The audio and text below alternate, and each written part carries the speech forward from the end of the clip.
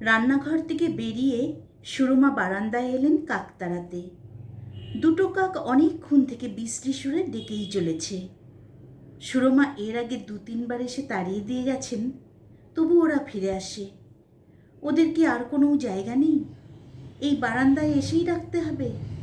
ওরা কি চায়? তারের জাল দিয়ে বারান্দাটা ঢেকে দিলে হয়, কিন্তু বাড়িওয়ালা দেবে না, নিজেদের খরচ করতে হবে। প্রস্তাবটা শুনে প্রতুল হেসে উড়িয়ে দিয়েছিলেন।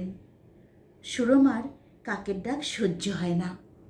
তা বলি কি জালের বাইরে বসে কাক ডাকতে পারে না? রান্নাঘরের জানলাটা সবসময় মনে করে বন্ধ করে দিতে হয়।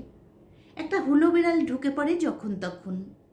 হুলো বেড়ালটা মহাচোর, একটু অন্যমনস্ক হলেই মাছ নিয়ে পালাবে।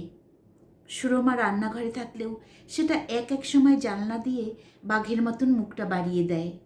চোখ দুটো জল জল করে। মুখে হুসহুস করলেও সে ভয় পায় না, যেন সে বলতে চায়, আমায় কিছু দেবে না কেন? দাও দাও।